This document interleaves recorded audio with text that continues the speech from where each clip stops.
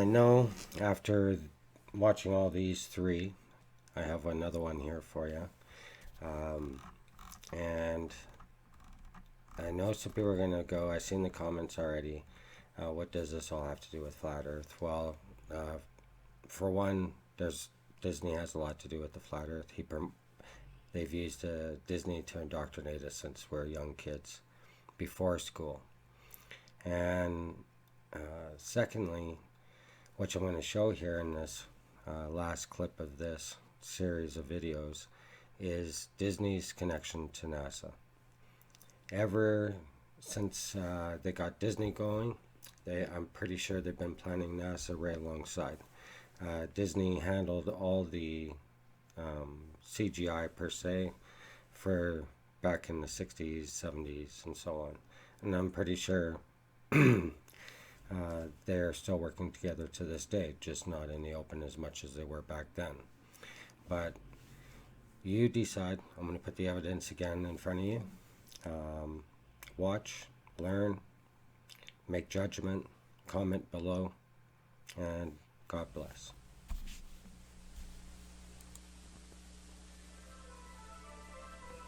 On Earth, it is summer 1981. Over 1 billion kilometers away, a spacecraft approaches the ringed planet, Saturn. This complex robot is part of humankind's continuing effort to better understand the solar system. Not long ago, our planetary neighbors were only hazy disks, dimly seen through our telescopes.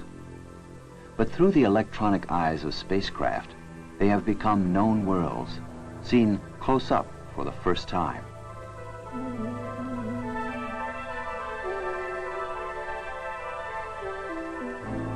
Come, let us explore these worlds, so different from our own.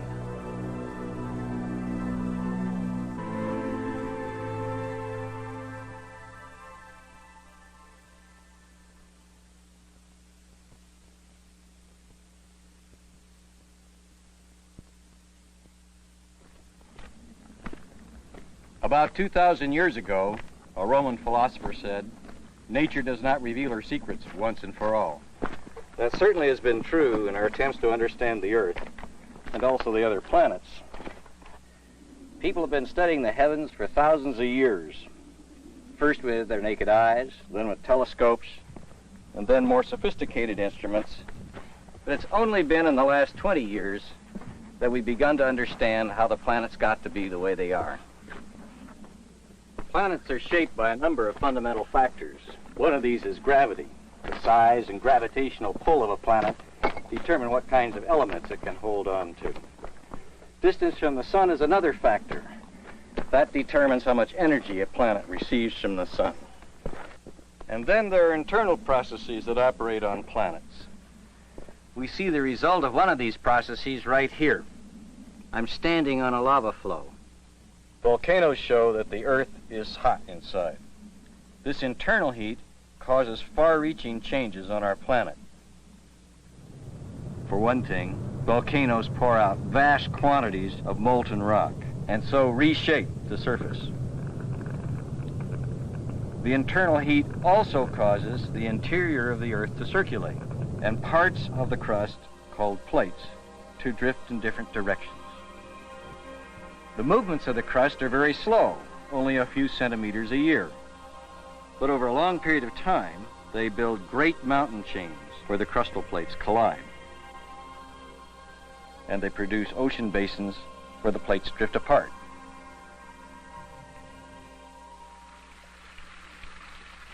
Another important geologic process is erosion. Erosion, primarily by running water, gradually wears down the continents and changes the landscape.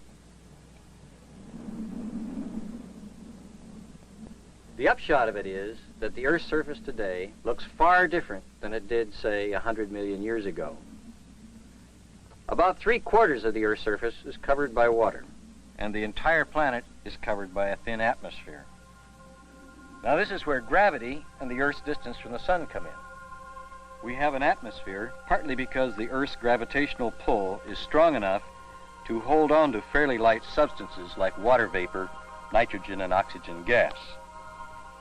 We have liquid water on the surface because the Earth is the right distance from the sun. The atmosphere traps a sufficient amount of heat to prevent the ocean from freezing, but not so much as to cause it to boil away. Without an atmosphere, the Earth would be a far different place. It might look like the moon. It's very close to us in space, but it has no atmosphere, no water, no life. Our exploration of the moon showed us that it is nearly a dead planet today. But it provided one very important piece of information. It showed us the great importance of meteorite impacts as a fundamental process that shapes the surfaces of planets. We know now that the moon, as well as all the other bodies in the solar system, were heavily bombarded in their first billion years. Then about 3.5 billion years ago, this bombardment slowed to a bare trickle as most of the solid chunks of matter were swept up by the planets. The number of impact craters tells us almost at a glance whether the surface is young or old. Lots of craters mean the surface is very old. Few craters tells us the surface is relatively fresh. Here, for example, a new surface was formed by outpouring of lava. But the lava flows are still more than 3 billion years old. Little has happened on the moon since then. But on Earth, internal activity continues. That's one reason why we don't find many impact craters on Earth, like this one in Arizona. They get erased by one or another of Earth's geologic processes. So the picture of the Earth that we have today is that it is a dynamic and restless planet with a relatively young surface. A lot of things have gone on in the past, and a lot will continue to happen in the future. Although it's 4.5 billion years old, the Earth is still evolving.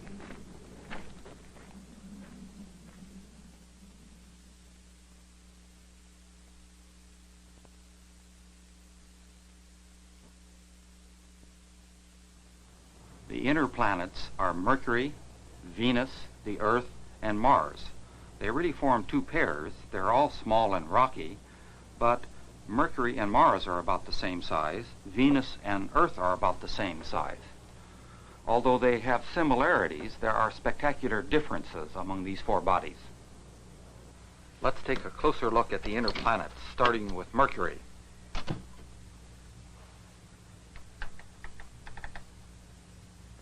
Mercury, the smallest of the inner planets, is a barren world, nearly covered with meteorite impact craters. There has been almost no geologic activity on Mercury for more than 3 billion years. Because of its low gravitational pull and the intense heat so near the sun, Mercury has no water and very little atmosphere. In fact, it probably never had very much.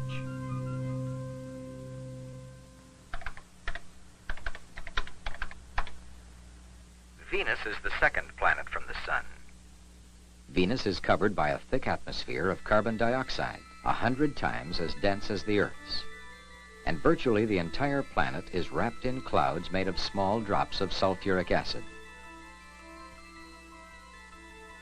Studies done with radar showed that Venus closely resembles the Earth in that it has mountains, craters, plateaus, and great continents. Venus may have had oceans early in its history, but they disappeared long ago.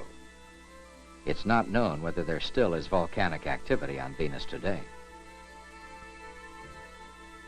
The surface temperature of Venus is hot enough to melt lead.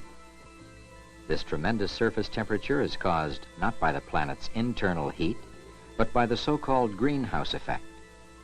The atmosphere of Venus allows light from the sun to reach the surface, but much of the light is then changed to heat, which is trapped by the thick layers of carbon dioxide.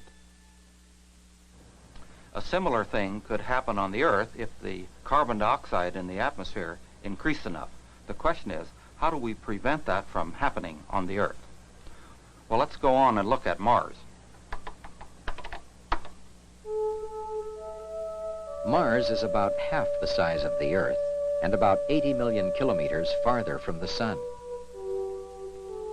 Surface temperatures on Mars can get low enough to freeze carbon dioxide. The many impact craters in some areas show that parts of Mars are very old. But obviously, many changes took place on the Martian surface long after the early meteorite bombardment stopped. There are great volcanoes on Mars, all extinct now, including the largest volcano known in the solar system.